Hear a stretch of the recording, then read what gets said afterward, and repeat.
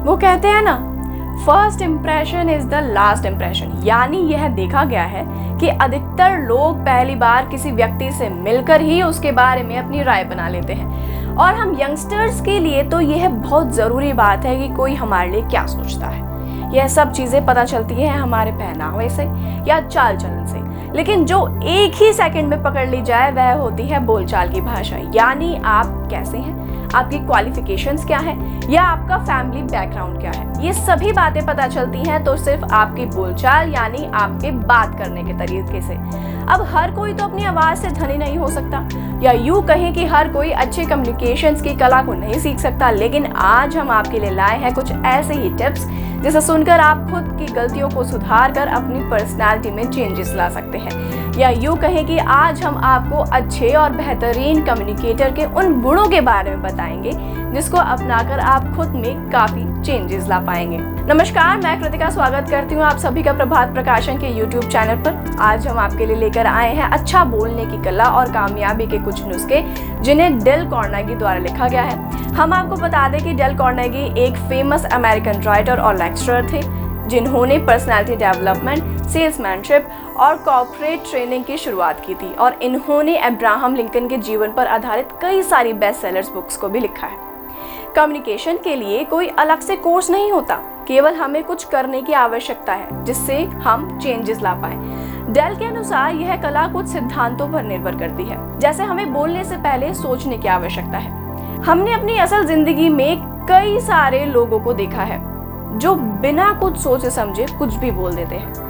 वह इस बात का अनुमान नहीं रखते कि उनके शब्दों का किसी अन्य व्यक्ति पर क्या प्रभाव पड़ेगा, या सरल शब्दों में देखा जाए कि हम अक्सर सामने वाले व्यक्ति को अपनी बातों से ठेस पहुंचा देते हैं। तो बोलचाल की कला सीखने के लिए इसे एक अहम सिद्धांत माना गया है कि जब भी बोलें हमें यह जरूर सोच लेना चाहिए कि उसका रेसिप्रोकल क्या होगा। चलिए मैं आपसे एक सवाल पूछती हूँ, एक अच्छा एंकर कौन होता है? सोचिए भाई, एक अच्छा एंकर वही होता है ना जो लोगों से इंटरेक्ट कर सके या लोगों का ध्यान अपने ऊपर हमेशा बनाए रखे। अब आप इमेजिन कीजिए, एक प्राइमरी स्कूल है, वहाँ एक फंक्शन हुआ जिसमें गेस्ट को भाषण देने के लिए कहा गया है। अब वो 1 घंटे से बोले जा रहा है। आपको क्या लगता है बच्चे उसको सुन भी रहे होंगे? नहीं। और वहीं दूसरे व्यक्ति कार्टून कैरेक्टर्स के कॉस्ट्यूम पहनकर बच्चों से बात कर रहा है, तो बच्चे उसमें ज्यादा इंटरेक्ट होंगे। यानी साफ शब्दों में कहे तो आपको बोलते समय अपनी ऑडियंस का ध्यान अपनी तरफ रखना है, उनसे इंटरेक्ट करते रहना है, उन्हें अट्रैक्ट करते रहना है, तभी आप अच्छे कम्युनिकेटर बन सकते हैं। दूसरा पॉइंट आता है यूनिफॉर्मिटी। अक्सर देखा गया है कि एक ही टोन में स्पीच देने वाले से लोग अक्सर बोर हो जाते हैं।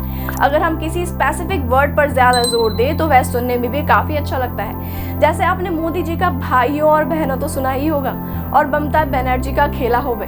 इन सभी को सुनते ही हमें यह याद आ जाता है कि यह एक्चुअल में कैसे बोले गए थे। सुनो कि वह कैसे विश्वास से लबालब, तेज और धमाकेदार तरीके से पहलू को स्पष्ट करता है।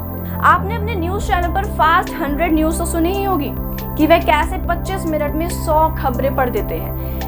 जी नहीं, मैं आपको खबरें पढ़ने के लिए नहीं कह रही, यहाँ मैं बात कर रही हूँ स्पीड की, कि किस तरह आप स्पीड में स्पष्ट रूप से बोलकर भी अपनी बात को दूसरों को समझा सकते हैं। लेकिन इसका यह अर्थ नहीं है कि हर जगह स्पीड में बोलें, केवल जहाँ इसकी आवश्यकता है वहीं आप इसका प्रयोग करें। एक अच्छा कम्युनिकेटर वही है जो अपनी बातों में ठहराव लाए, और यह ठहराव आता है विराम से, यानी पॉज से। अपनी बातों को रुक रुक कर विराम के साथ कहने में सामने वाले व्यक्ति पर एक अच्छा इंप्रेशन पड़ता है। इससे पता चलता है कि आप केवल उसी से बात करने के लिए आए हैं और आपको कहीं और नहीं जाना। सुनने में ठहराव बहुत अच्छा लगता है, लेकिन इसका मतलब यह नहीं कि आप सेंटेंस के बीच में ही 5 बार पॉज ले लें।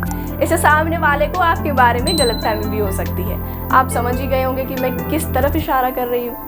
इसी के साथ हमारा नेक्स्ट पॉइंट आता है कंसंट्रेशन। यानी आप जब भी किसी से कम इंटरेक्ट करें या बातचीत करें तो आपका ध्यान केवल बातचीत पर होना चाहिए।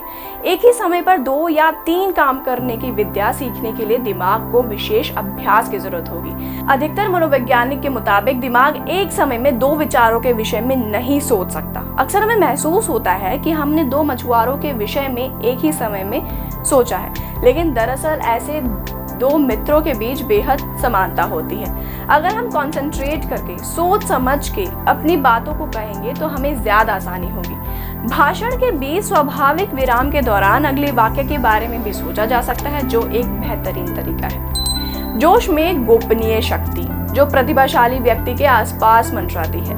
कभी आपने 15 अगस्त के प्रोग्राम को टीवी पर देखा है? कोई भी उस बारे में जब बात करता है तो वह गौरव और जोश से भर जाता है।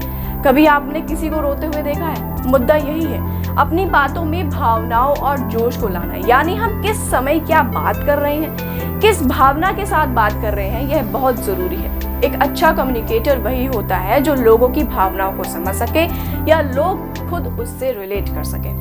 इसी के साथ हम अपने अगले पॉइंट भिन्नता और उच्चारण की शुद्धता को समझते हैं, यानी प्रोनाउंसिएशन।